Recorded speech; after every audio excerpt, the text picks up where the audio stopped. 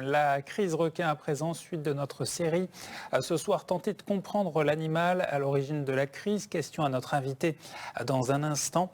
L'homme et le squale, un casse-tête pour les scientifiques. Plusieurs études menées depuis 10 ans, plusieurs théories. On fait le rappel avec Yusha Asenji et Baptiste Sisko. Comprendre le requin pour prévenir les attaques, c'est la difficile mission des scientifiques. Pour pallier le déficit de connaissances, une grande étude est lancée. C'est le fameux programme SHARK. Un programme et une méthode, l'observation des squales dans leur milieu naturel. Entre 2012 et 2015, 83 requins sont marqués et relâchés. Une technique critiquée, lorsque 2 femelles bulldogs baptisées Estelle et Fanny sont détectées à 3 reprises à proximité des zones d'attaque. Les scientifiques sont sous pression. Une hypothèse émerge alors, celle d'individus au comportement déviant. La probabilité d'émergence d'un requin à problème au sein d'une population est extrêmement rare. Le problème, c'est que si cette espèce-là, comme c'est le cas du requin bulldog, est un petit peu grégaire, c'est-à-dire qu'ils ont tendance à se rassembler, il va y avoir forcément d'autres requins qui vont être au contact de ce requin-là, qui peuvent assister à une morsure sur l'homme, auquel cas, si vous voulez, ces requins qui d'eux-mêmes n'avaient jamais osé faire ça, ils vont voir que ça marche grâce aux requins plus audacieux qu'eux, et ils vont avoir tendance probablement à faire la même chose. À partir de 2014, c'est le temps de la pêche préventive. Les programmes Cap Requin sont lancés, le centre de recherche et d'appui est créé. Il deviendra Centre Sécurité Requin en 2019. Objectif, mesurer l'impact des captures sur la fréquentation et le risque. Autant ça a un sens de prélever systématiquement les requins bulldogs, puisqu'on voit que ça a un effet durable sur la baisse de fréquentation de ces animaux. Autant sur les requins tigres, c'est pas du tout la même chose. On a plutôt l'inverse, une augmentation des captures de requins tigres. Pourtant, on n'a pas plus d'attaques de tigres. Et donc, on sait que le tigre est quand même un animal qui est, dans le contexte réunionnais, beaucoup moins dangereux que le requin bulldog. Et que la crise requin à La Réunion, c'était quand même d'abord une crise bulldog. 10 ans après, il reste beaucoup à apprendre et on ne sait pas combien de requins peuplent les eaux réunionnaises. Mais les données recueillies permettent d'envisager une reprise des activités nautiques sous haute surveillance. Et 3 questions à l'invité de ce 19h, Sébastien Jacquemet, bonsoir. Bonsoir. Enseignant, chercheur en biologie, écologie marine à l'université. Requin tigre, requin bulldog, 2 espèces qui sont à l'origine des attaques.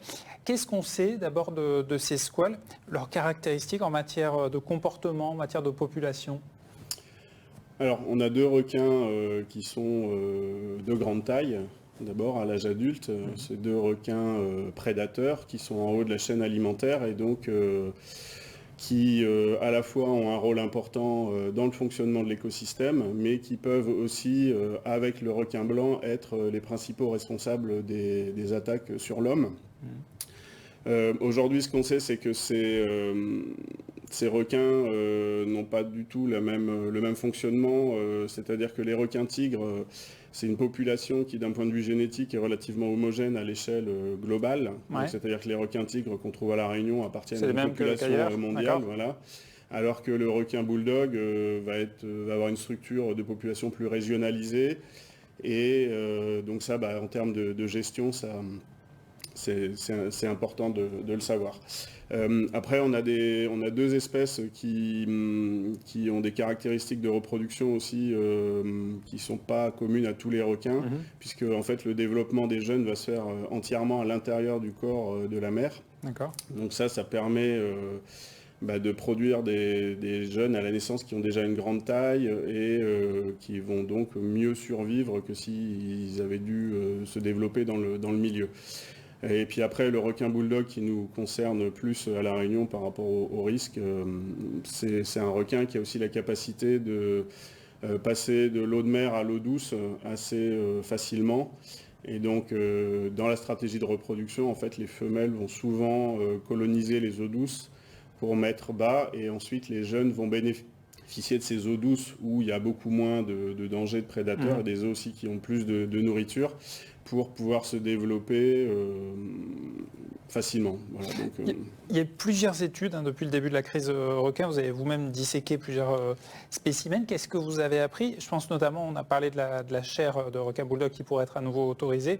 Sur ces fameux tests-là, ciguatoxine, qu'est-ce que vous apprenez lors de ces Oui, tout à fait. Donc, moi, depuis 2012, j'ai coordonné l'ensemble des dissections de requins et de prélèvements biologiques qui ont contribué en particulier aux analyses sur la ciguatera, mais aussi qui ont permis d'éclairer les services de l'État et le Centre de sécurité requin autour de la politique. Et les annonces qui ont été faites hier découlent en partie aussi des travaux qu'on a réalisés.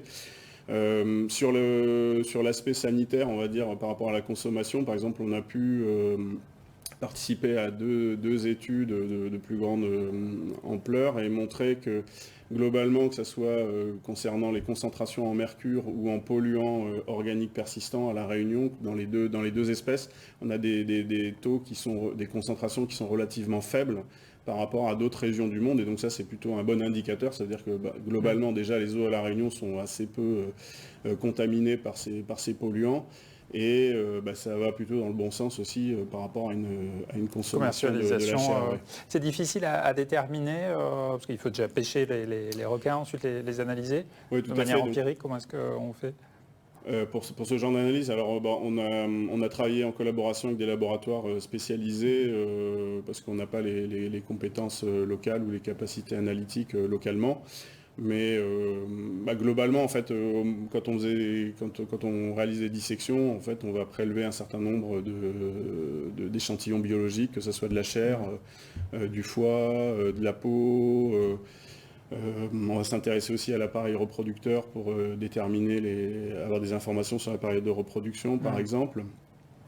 Et soit on va pouvoir analyser localement les échantillons, soit collaborer. C'est le principe de la science, c'est aussi avoir des réseaux de collaborateurs pour pouvoir analyser ces échantillons. Dans le monde entier. Dans le monde ou en France, oui. 10 ans après le début de la crise, est-ce qu'on en connaît les causes précises? C'est un peu comme une enquête, j'imagine. Vous éliminez des pistes au fur et à mesure? Tout à fait. Alors, peut-être ce qu'il faut rappeler, c'est que il n'y avait quasiment aucune étude, voire aucune étude qui n'était menée sur les requins dans le monde entier, avant 2011. Très peu dans le monde, mais à La Réunion en particulier. Et globalement, même sur le milieu marin, en fait, on a assez peu de connaissances encore. Et au moment où il y a eu le début de la crise, à partir de 2011, en fait, on a commencé à s'intéresser à l'écologie, à la biologie de ces espèces, et pour essayer de comprendre qu'est-ce qui pouvait se passer. Malheureusement, comme on a commencé les études à un moment où la situation était pas normale, et qu'on n'a pas d'état de référence, c'est un petit peu compliqué de trouver les causes exactes. Par contre, effectivement, il y a un certain nombre d'hypothèses qui ont été proposées par différentes personnes, différentes choses. Et ce qu'on peut aujourd'hui affirmer de façon assez sûre, c'est que, par exemple, a priori, il n'y a pas de relation entre l'établissement de la réserve marine et l'augmentation des attaques de requins. Ça fait extrêmement polémique. Donc là, vous nous dites, c'est scientifiquement prouvé qu'il n'y a pas de corrélation. On va dire qu'on a un faisceau d'informations, les données de pêche, les données sur l'écologie alimentaire, les données issues de Shark aussi, les déplacements des requins à l'époque. Nous font penser que la réserve marine en fait est assez peu utilisée par ces requins-là. Ils peuvent l'utiliser, mais pas de façon si intensive. Et puis à côté de ça, les études sur le suivi de l'effet réserve ont montré qu'effectivement il y avait un petit peu d'accroissement de la biomasse de poissons, mais que ça restait quand même assez faible par rapport aux quantités de poissons qu'il faudrait pour un requin bulldog. Donc l'hypothèse d'une relation entre la réserve marine et puis l'augmentation du nombre de requins sur la côte ouest, par exemple, c'est assez peu probable. Et l'enquête se poursuit. Merci beaucoup d'avoir été avec nous ce soir, Sébastien Jacquemet, pour toutes ces précisions sur cette crise requin qui nous intéresse depuis maintenant une dizaine d'années, 10 ans.